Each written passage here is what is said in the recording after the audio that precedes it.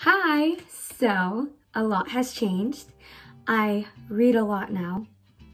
I never thought I would ever take in the hobby of reading, but I have, obviously. And I just thought that it'd be necessary for me to talk about all of the best books I have read in the year 2020. So I'm going to be talking about them in categories to make it easier on you and me. Oh, and there's going to be like some sort of pattern. So yeah. So before I talk about a Colleen Hoover book, please do your research before you buy any of the books I'm going to be talking about, because some books are very touchy and very like triggering. So yes, please do your research before you buy. But anyway, Ugly Love is about Tate and how she focuses on her career more than any relationship until she meets this guy named Miles. He ends up being her brother's best friend. So there's a trope for you, brother's best friend. And Miles is very afraid of love. He does not want to be in love again. He strays away from it, wants nothing to do with it.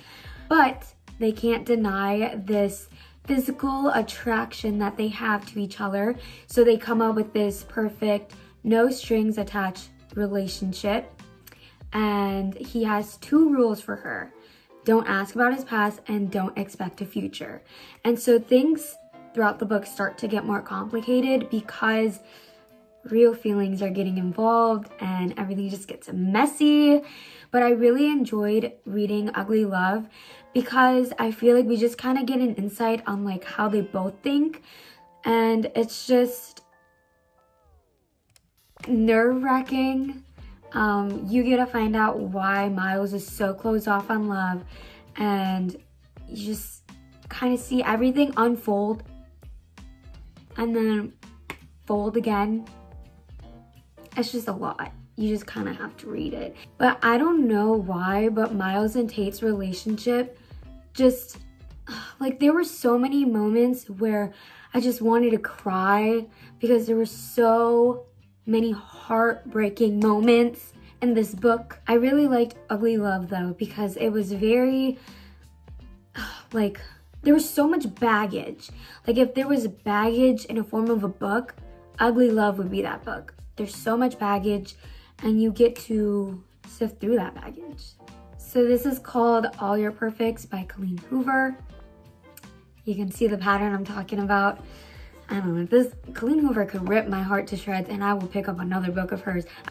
Trigger warning for this book is infertility. Anyway, this book is like a time jump book. So it goes from in the past to the present in Quinn's perspective. So the past chapters, it talks about how Quinn and Graham meet and how they start dating and how they are so happy together and how in love they are. And then 7 years later into the present time, they are unhappy and they just kind of like resent each other and in their own way. I feel like it's different from all of Colleen Hoover's other books because this is only one perspective from the past and to the present. It just really goes into how that person thinks and you don't really know how their significant other is thinking or anything. Really liked how cute they were in the beginning and how realistic it was when they were married, if that makes sense. The next book is November 9 by Colleen Hoover. This book was a plot twist, a big plot twist. Anyway, November 9 is about a girl named Fallon and she's planning to do this big cross-country move because she wants to follow her dreams, because she used to be an actress but she was caught in a house fire which caused her to burn the whole left side of her body. So like it's just like scarred. But she's planning to move, and then Ben comes into the picture the day before she goes on her flight, and he pretends to be her boyfriend or whatever. They get to know each other and you could just tell this attraction that they can't deny, but they're denying it, especially Fallon, because she's moving. But before she leaves, they come up with this arrangement to meet up once a day out of the year, November 9, same date, same time, same place. And out of the days that they don't meet, they have like a certain homework for each other for them to accomplish. This book made me scream because the plot twist I did not see coming. I literally still shocked about it to this day. And there's just so many symbolism in this book and so many book-worthy kisses, you know what I mean? Anyway, I really like this book because of the plot twist and because of the relationship and how Ben teaches Fallon how to love herself again, even with the scars. Ben is a perfect book boyfriend for me. That's all I gotta say.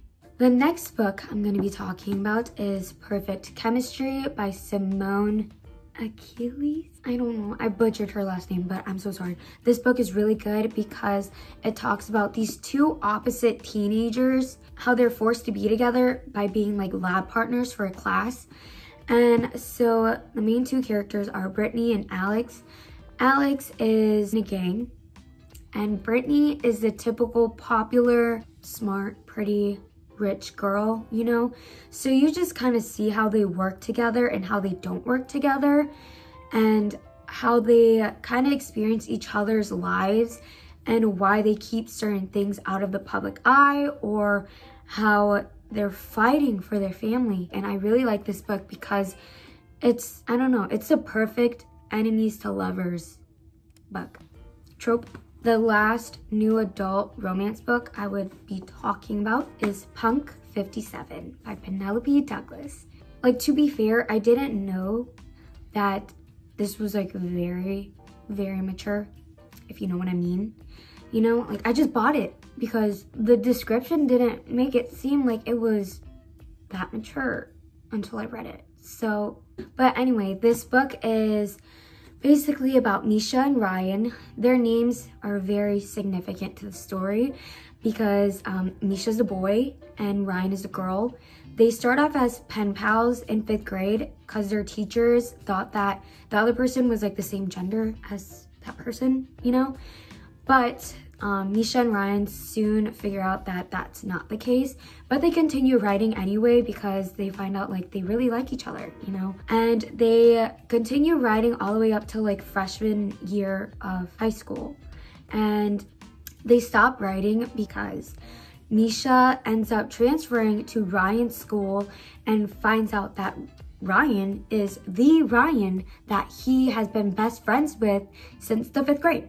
And so he ends up hating who she is. He does not like who she plays out to be in real life. But the thing is, Ryan doesn't know at all that that's Misha. So that's kind of like the walking on eggshells part in the book. There is a lot that goes on, like just like high school drama, you know? And there's more that goes into it, like their own personal problems. But I really like this book because it did start off as just them talking about each other through like writing. This book is another perfect enemies to lovers book because Misha doesn't like her, and obviously Ryan ends up not liking Misha. So this book is very dramatic and kind of heavy because there's so many things that happens in the book. Yeah, this is very mature content. Like, please keep that in mind. Very mature. The next category I'm going to be talking about is fantasy romance. So this book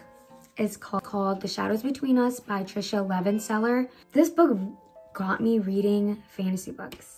And The Shadows Between Us is about Alessandra and how she plans to make the Shadow King fall in love with her, and then she'll murder him and take his kingdom and his power. That's basically the whole plot, okay? But it's another perfect enemies to lovers book, but in fantasy. It's like, I feel like the aesthetic of this book really made me excited to read other fantasy books because it's like ball gowns, you know, like ball dances, dancing, you know, like greenhouses, you know. Both characters are very dark. Their aesthetic, all they wear is black or very dark colors. If you like it, there's this. And you're gonna find out why the Shadow King is called the Shadow King, because his powers, duh, but like, yeah, you get to like find out like the backstory and everything. So that's just very exciting. The next two books are part of a series, and it's The Wrath and the Dawn and The Rose and the Dagger. Anyway, these two books are by Renee Adi. I butchered her last name too, but the first book is like, you get to find out why he doesn't kill Shazi, you know, like why she gets to live longer than all the other brides. And then you get to find out why he has to kill a bride before the next sunrise. And you basically see the soft spot he has for her, everything, you know, you see how she starts to fall in love with him, a murderous killer. And then the second book is basically continuing of the first book. I would say this book is very like sad and filled with so much emotions that was being held onto in the first book. Next two books are in another series. I'm just waiting for the third book to come out. But anyway, this is A Touch of Darkness and A Touch of Ruin by Scarlett St. Clair. The third book is coming out in May, and it's called A Touch of Malice. Anyway, this series is basically about the iconic retelling, modernized love story of Hades and Persephone. Anyway, the first book is basically about Persephone and how she made a deal with Hades to create life in the underworld.